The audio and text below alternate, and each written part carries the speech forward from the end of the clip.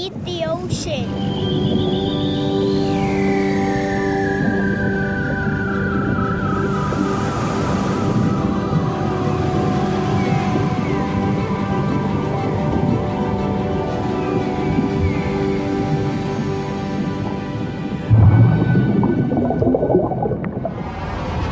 "20,000 Leagues Under the Sea." That's how I first met the ocean. I grew up in Ohio, so I didn't see the ocean. I didn't meet the ocean physically until I was 17 years old in high school, just before I went to college. But before then, I already knew I was going to study the oceans. And my family, relatives, I thought I was crazy because I had never even seen it. And I'm already talking about making a career of doing it. But it started, I can picture myself on the floor in the living room reading this book, 20,000 Leagues. It was a children's story, 20,000 Leagues Under the Sea. It had a little record player that helped you read along with it. And I was just fascinated by the images of the ocean. And they're fanciful.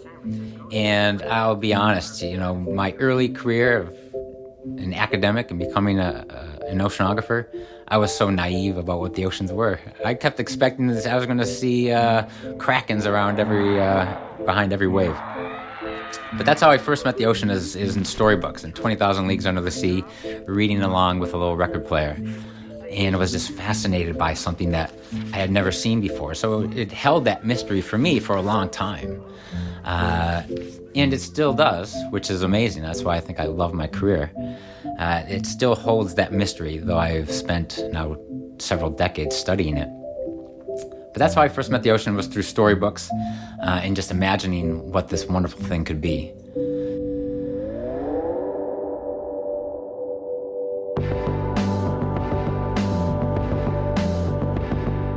Welcome to episode 13 of Meet the Ocean. We are a nonprofit podcast blending storytelling and science to educate the public about the salt waters surrounding the planet we call home.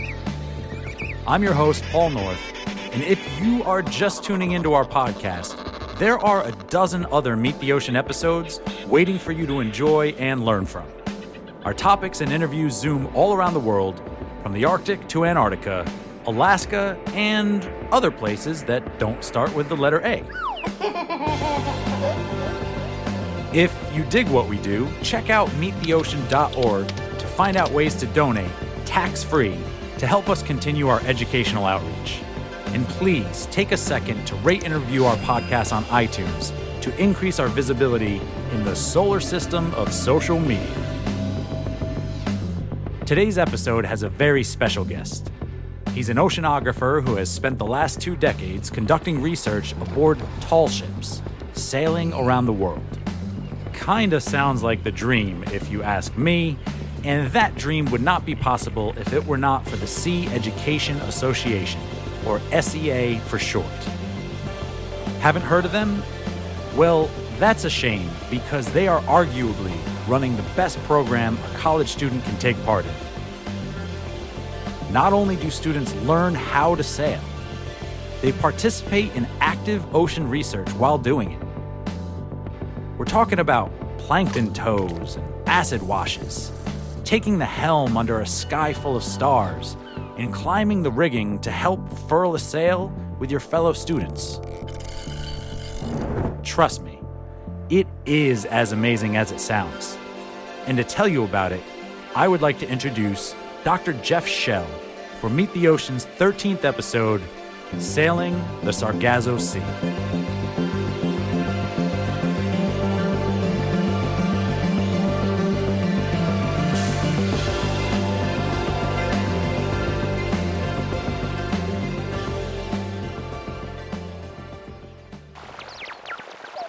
Yeah, my name is Dr. Jeffrey Schell. I'm a chief scientist and oceanographer for Sea Education Association, and I take college students to sea to hopefully learn to love and care to want to protect the oceans.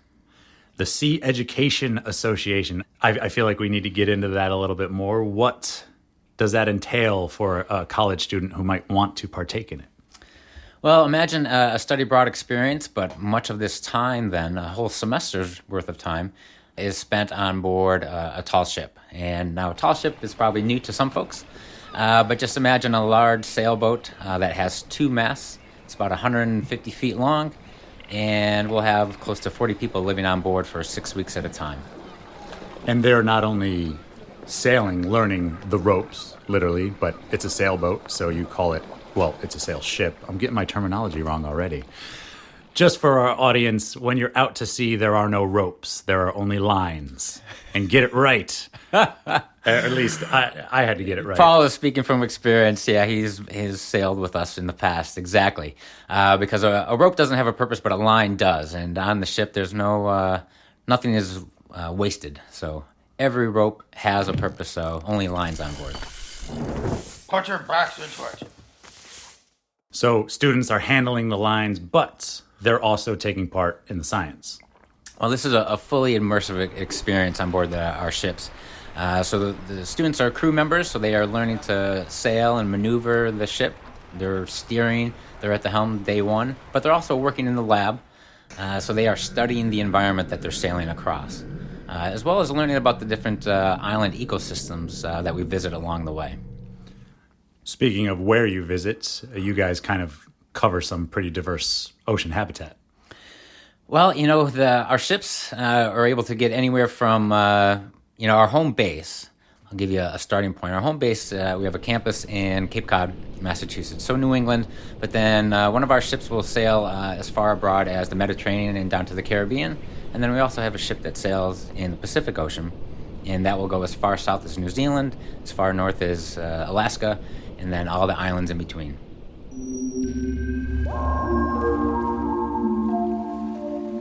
As Jeff mentioned, I did have the pleasure of sailing aboard an S.E.A. tall ship named the Robert C. Seamans. I was never an official student there, but rather played the role of deckhand and lab assistant. This meant that I stood watch, hauled lines, deployed scientific gear, measured our position with a sextant, counted plankton, cooked meals, scrubbed decks, and loved every minute of it. Sailing is a pure experience. With no engine churning, you rely on the wind alone. You navigate by the stars and watch flying fish burst from the water. But maybe, most importantly, you spend time with yourself and learn how to be part of a community. All of that being said, I was curious when Dr. Schell got his start with the Sea Education Association.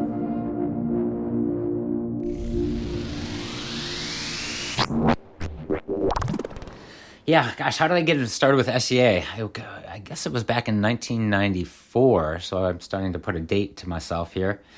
And I had a wonderful office mate who had been a student on S.E.A. So she had, as a college undergrad, had taken her study abroad experience on board one of S.E.A.'s ships. And she was my office mate in grad school, and she just spoke so highly of her experience. And this was kind of a critical time in my sort of career path, deciding what kind of scientist do I want to be, and realizing that I love the science, I love the research, but I really had a passion for teaching, but I didn't know how to teach. And this office mate of mine, she said, well, if you want to get some teaching experience and you want to study the oceans, work for S.E.A.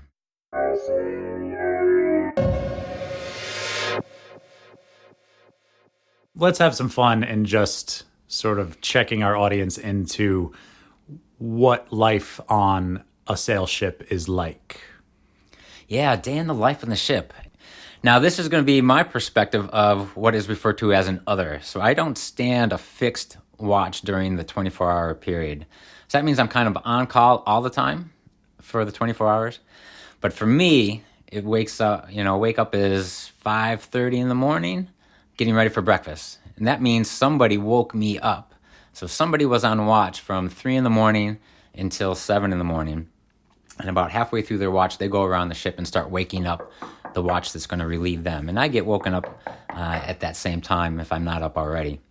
And for me, it's just, how does a day start when you first wake up? First of all, it's hearing from your shipmate that the ship is safe, we're sailing, the weather is fine, or maybe the weather isn't so fine, but here's the right clothes to put on before you come up on deck. So all of a sudden, your first moment that you open your eyes, you're greeted by your shipmates, which is kind of cool. the development of that community.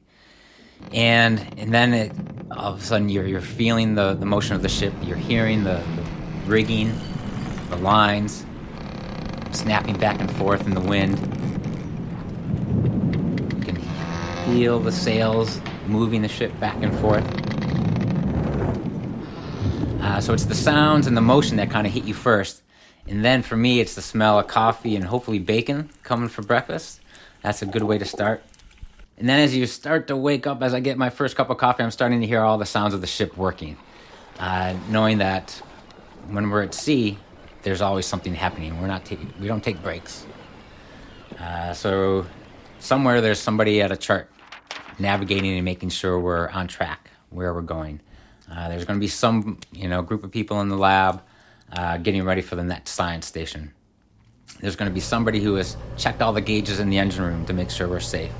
And of course, there's someone in the galley making food to keep the whole thing running.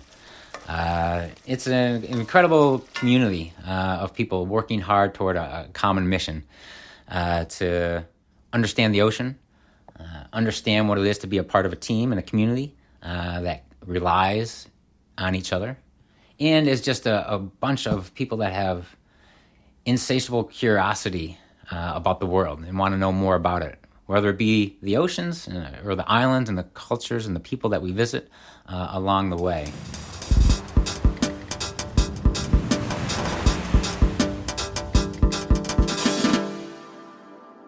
You were describing the Atlantic, a place that you have sailed for years, and I know that you are a particular specialist in some of the organisms growing there, specifically a type of kelp. But before we even describe that type of kelp, could we talk about what kelp is? Yeah, no, that's a great question, Paul. It's a good place to start. People will be familiar with kelp, or another term might be seaweed, that you'll see along the coastline. Anyone who's walked along any waterfront or beach, or maybe even a dock, you'll see seaweed or kelp in freshwater lakes too. So you look at the underside of a dock at any lake, and you'll see some type of leafy material attached either to a rock, the seafloor, a wooden part of a pier, a dock. You can think of them as the plants of the ocean. These are the things that are photosynthesizing. So the equivalent would be, the grasses and the trees on land. That's what kelp or seaweed is. And we are familiar with it because we're terrestrial, beings. We're familiar with seeing this kelp, this seaweed along the seashores. And imagine that it can only be attached to something. Because on land, we think of plants as always being attached to something. They don't move around. And in most cases, for the photosynthetic organisms in the ocean, many of them are attached like that. Large, leafy green things. Now, of course, you're a fan of plankton, and I know folks that follow your podcast have probably learned about plankton. There is a whole group of small photosynthetic algae or seaweed, but they're small, they're single-celled, they're not attached to anything, and they're just drifting around. Well, and then there's this real special kind, at least in my mind, a type of seaweed or kelp that is floating and drifting around, but it's big and leafy like the stuff you see near shore, and that's called Sargassum. Sargassum is, I think of it as a floating island of seaweed that is drifting out there. And it has this, if you would imagine like a fern, but it has more of a golden brown color. And the reason it's floating, though, is attached to that fern in your mind's eye, small, about blueberry-sized floats that are filled with gases that keep this large leafy seaweed, Sargassum, drifting around. So it's as large as the kelp that you might find or be familiar with coast to shore, but this is drifting out in the middle of the North Atlantic Ocean and in areas that it hasn't been ever before, and that's something that we'll perhaps talk about later. But this drifting island of seaweed is in a unique ecosystem in the world. There's nothing else. No other ocean has it. And it's unique that it's an ecosystem that moves.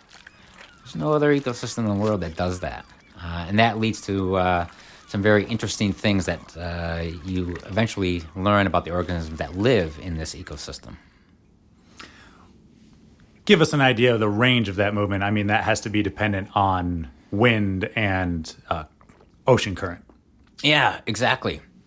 So what is moving and drifting this stuff around is the oceans, and the winds are doing that. But since it's a living ecosystem, like you think of, right, a coral reef is a living ecosystem. So it's habitat for some organisms, but the structure of a reef itself is alive. Well, that's the same thing with this ecosystem of drifting seaweed, Sargassum. It's a whole community of organisms that are living within the ecosystem, but that ecosystem is alive and drifting around. But because it's alive, as it drifts into some areas, then that habitat goes through changes. All of a sudden, it's experiencing temperatures or chemical conditions in the water column that are favorable for growth, but maybe sometimes not favorable for its growth. And then that ecosystem starts dying away if it drifts into unfavorable waters. And then that whole community of organisms then is at risk and has to migrate away and hopefully find a new home. Give us sort of a shotgun list of the type of organisms you might find in that ecosystem. Yeah, it's crabs, shrimp, nudibranchs, snails, things called hydroids. And this is an animal, but it's attached and it's colonial. And how do you describe what hydroids are related to coral reefs, but they just don't have the hard structure associated with them. So imagine like an upside down jellyfish that's on a stalk. But these are tiny little things. But they're growing also attached to the sargassum. The crabs are crawling around. The snails are slowly slithering around the branches of the sargassum. Fish, there are some species of fish that are found only in this drifting ecosystem. Oh my goodness, it's incredibly diverse. And, of those categories, there are several types of shrimp or several species. There are several types of crabs, very diverse types of nudibranchs. So it's an incredibly unique ecosystem of organisms. And those are organisms that live with the sargassum, on it, attached to it, around it. But because this ecosystem is drifting out in the North Atlantic Ocean, there are a number of species that then interact with this ecosystem in their migration routes as they move back and forth across the Atlantic. Sea turtles are known in their young juvenile stages to spend part of their time living in amongst the seaweed, this sargassum ecosystem, because of the food resources that could be there. And it's also a nice warm habitat for young juvenile turtles to grow up in. Seabirds are known to forage around these drifting islands of sargassum. North Atlantic bluefin tuna, as they migrate from the Mediterranean to the Gulf of Mexico and back across, are known to periodically stop along these areas where large amounts of sargassum drift together if the winds and currents are just right. Recreational and commercial fishermen know when there's lots of sargassum around, they can probably find mahi-mahi, the dolphin fish, will often swim around these large accumulations or mats of sargassum. So it's an incredibly important ecosystem that is constantly in flux, constantly being reorganized and moved around by the currents in the winds. Sometimes you get literally spanning off into the horizon what appear to be like islands, very flat, low islands of algae or sargassum that are drifting out there. But then if the winds or currents are just right, those islands will break apart, and you'll just have small little clumps that are maybe the size of a paint can, and you could hold them in the palm of your hand as these islands split apart into smaller fragments or clumps of sargassum. And every time that island splits apart, each clump of sargassum then has a small microcosm of that, of shrimps and crabs and fish and nudibranchs all associated with it. And they're all moving and drifting around. So it's just it's a beautiful ecosystem, looking and discovering which organisms are on which clumps of sargassum. For me, is kind of going back to those days of treasure hunting for what new thing am I going to find and discover when I turn this clump of sargassum over.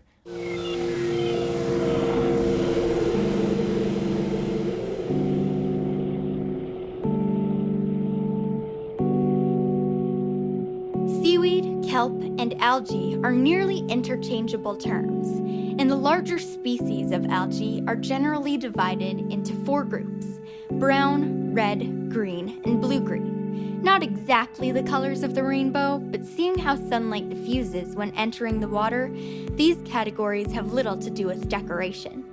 Blue-green algae is the most primitive of the 4 and has around 1,500 different species. If you have ever slipped on a rock in the low tide zone or seen a patch of fuzzy green on the bottom of an unattended boat in the harbor, then you have certainly encountered it.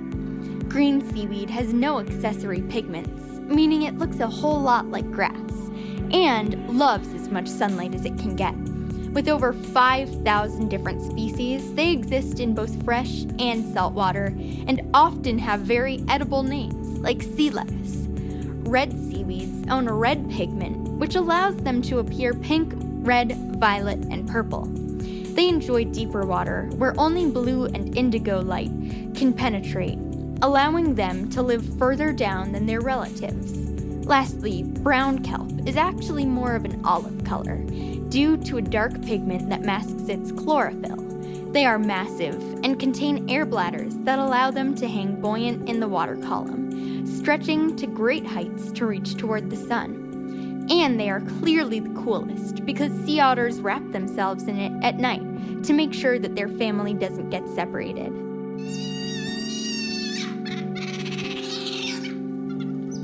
I'm Charlotte Fisher, and this has been a Meet the Ocean Creature Feature Kelp Edition.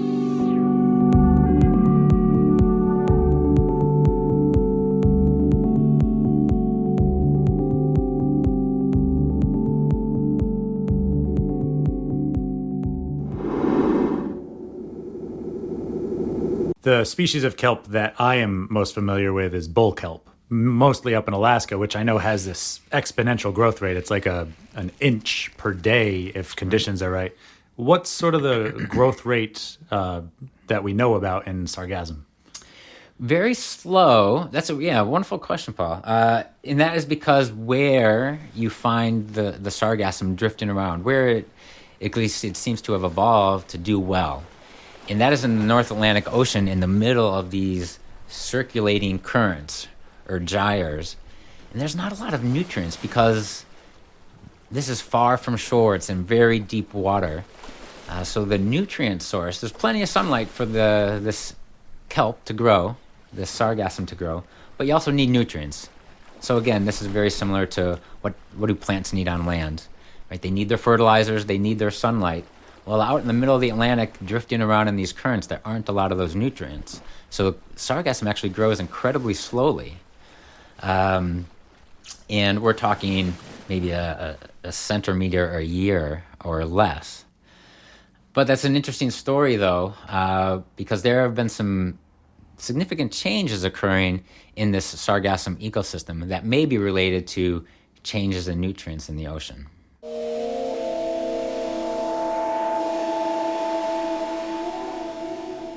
So one thing I haven't shared is that Sargassum isn't all the same. There are several different species of drifting Sargassum out there.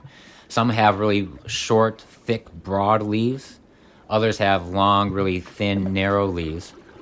And both of those that I've described have really tightly branched structures. So you think of like a really compact fern where the fronds are real close together. But then there's a third species, which is somewhat new to the scientific world. It was recorded almost 100 years ago and kind of forgotten about because it was rare. But it had very open, loose branches. So think of a fern that is, losing lots of its fronds, and you can see the sunlight kind of penetrating through it. And this type of Sargassum is now more abundant than it has ever been in recorded history. And it seems to be coming from an unusual place, not the North Atlantic Ocean, but apparently from the equatorial Atlantic region, and drifting through the Caribbean. And this form of Sargassum has been showing up in massive amounts, burying beaches in the Caribbean. The first time this happened was in 2011, and we just so happened to be sailing one of our S.E.A ships, the Korth Kramer. We we were sailing down to the Caribbean, and I was seeing more sargassum than I had seen in my 20-year history of sailing on these ships. And lo and behold, in the historical record of the Caribbean in hundreds of years, there had never been this amount of sargassum ever drifting through the Caribbean. And it was literally burying beaches to the extent that sea turtles could no longer nest on some of these beaches. Tourism lost, throughout the Caribbean, millions of dollars was lost to tourism because the beaches were just buried under meters worth of this sargassum drifting onto the windward sides of Caribbean islands.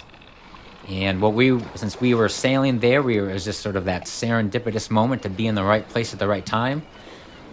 We recognized that this was an unusual form or unfamiliar form of sargassum that was previously rare and now was just in huge abundances. And it was burying these beaches in the Caribbean.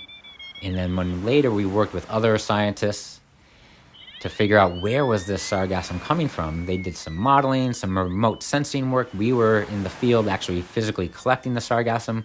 We could tell it was something different, and the modelers and the remote sensing scientists could tell it was coming from an unusual place, that it was coming from the equatorial Atlantic, when normally this sargassum is found in the North Atlantic, in the North Atlantic Gyre, up around the waters around Bermuda. So this was an unusual event, and it began in 2011, and we have had, again, another event that occurred in 2014. And we're still trying to understand what is going on, what is causing it. And there's a lot of theories out there, but they're all sort of tied with land use change in the Amazon and Orinoco River, introducing nutrients into the equatorial Atlantic Ocean, and then that is promoting a bloom of this different type of sargassum that is now flooding and burying the beaches of the Caribbean. It's also washing ashore in Western Africa as well. So this is a broad-scale phenomenon, in my mind, reflecting a big tipping point in the ocean ecosystem. And the sargassum is perhaps our sort of first sign of a big change that has occurred in the North Atlantic.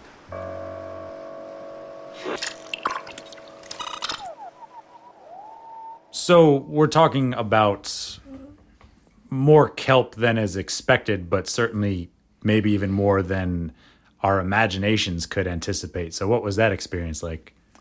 Well, yeah, I'll try to help you visualize it here.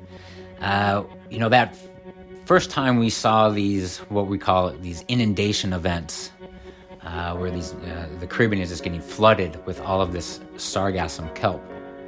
And when we saw it from the ship, we weren't on the beaches, right? We were on the Korth Kramer. We were sailing through all of this stuff.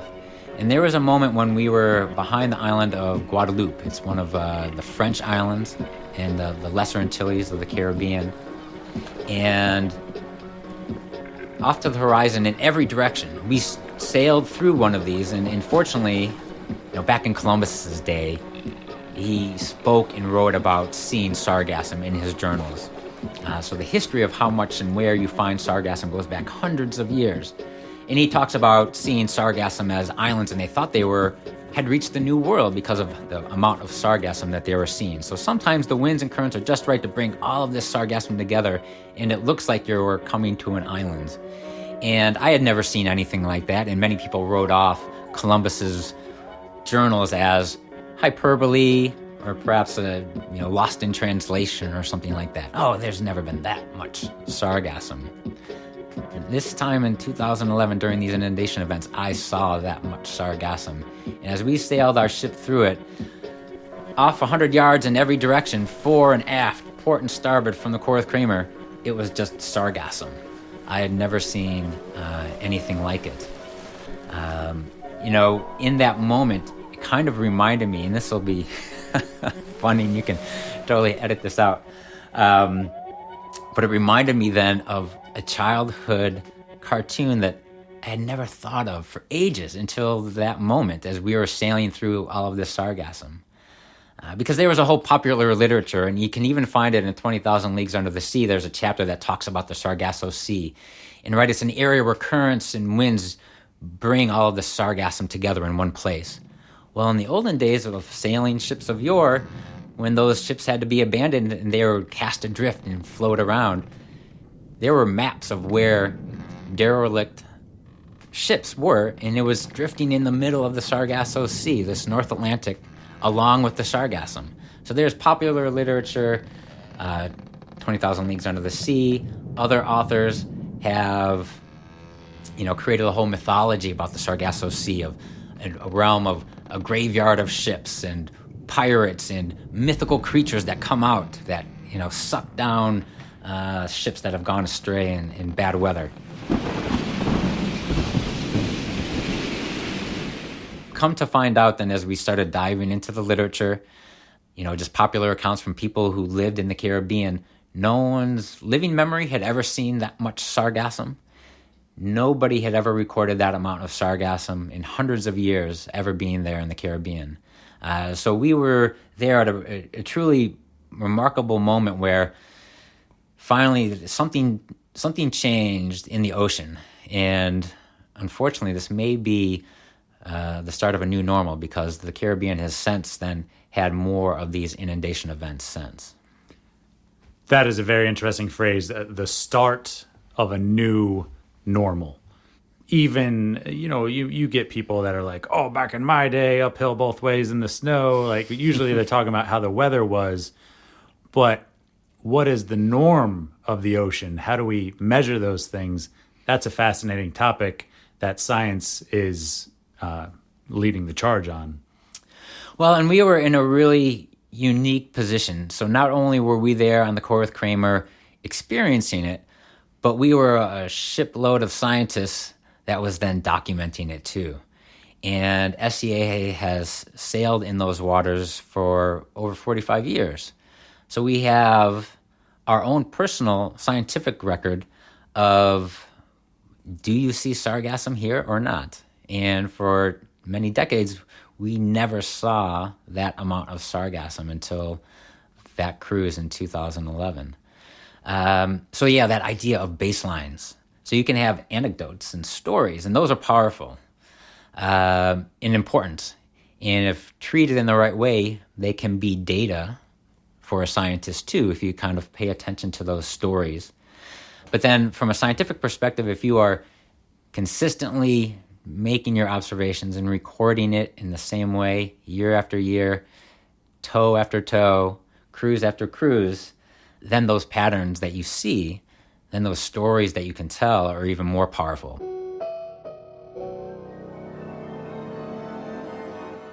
As a scientist, I think there is great power and importance in that kind of systematic observation to sort of establish those baselines. So then when something unique does happen, it's more than just a story or hyperbole or exaggeration.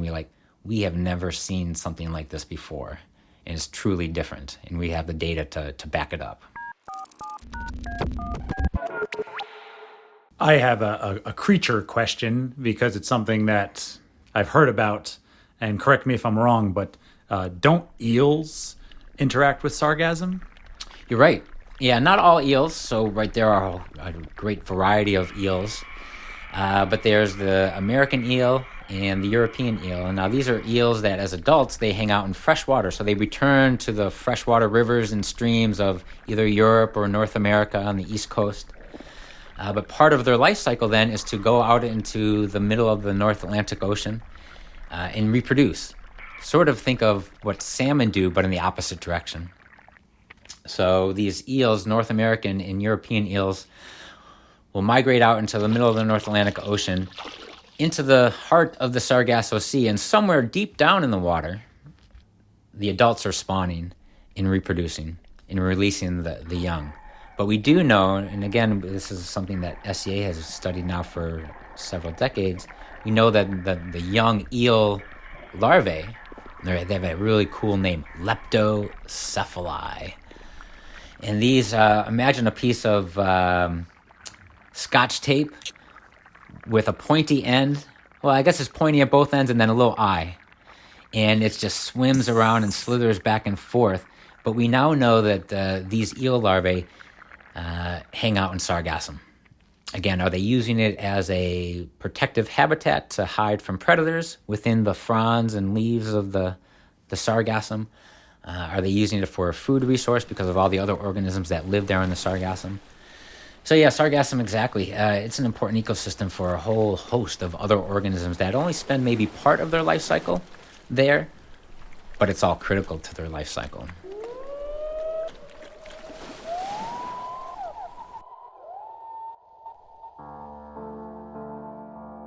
You have spent decades journeying the ocean. You've seen the sun set on the horizon probably more times than you can count. As we're on land, surrounded by modern things, why would you call people to pay more attention to the ocean, to give it the credit that it deserves? It's the largest ecosystem on Earth. It's responsible for the oxygen that we breathe because of the organisms that live in the ocean produce an excess amount of oxygen, so we have an oxygenated atmosphere thanks to the organisms that live in the ocean. It holds so much heat that it is thankfully moderating our climate. The global warming effect of CO2 would be much greater than it is now, were it not thankfully for the oceans absorbing much of that excess CO2 that we have put into the atmosphere. So literally, and it is not hyperbole to say, life on this planet is thanks to the fact that we have an ocean. And I just would encourage everyone, if you haven't seen the ocean, just go see it once and it'll be over. It'll be done. There's nothing you'll be able to do but to be enamored by it, in awe of it, and want to take care of it.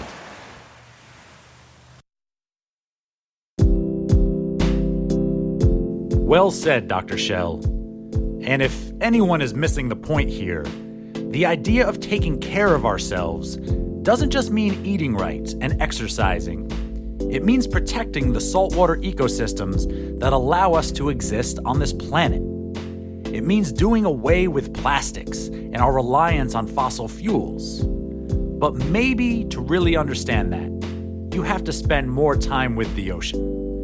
And there is no better place to do that than aboard the tall ships of the Sea Education Association. To find out more about their programs and worldwide destinations, go to SEA.edu. I'm your host, Paul North, thanking you for listening, and may the sargassum be with you.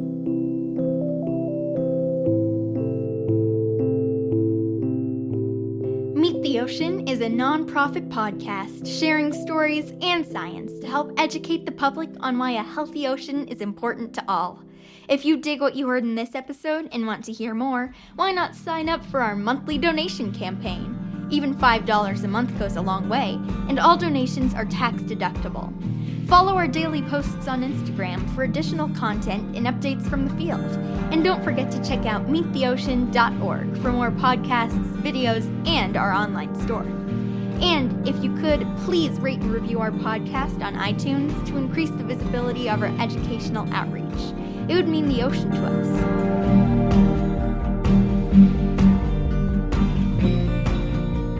This is Megan Taylor from Phoenix, Arizona. Meet the Ocean is produced by Paul North, edited and produced by Andrew Gettings, with sound design by Kelsey Anderson, and original music by Vin Gast. Special thanks to Dr. Jeff Schell and the Sea Education Association for bringing students to the high seas, to Charlotte Fisher for being a creature feature teacher, and to Louis Farber for his salty voice acting. Put your backs into it.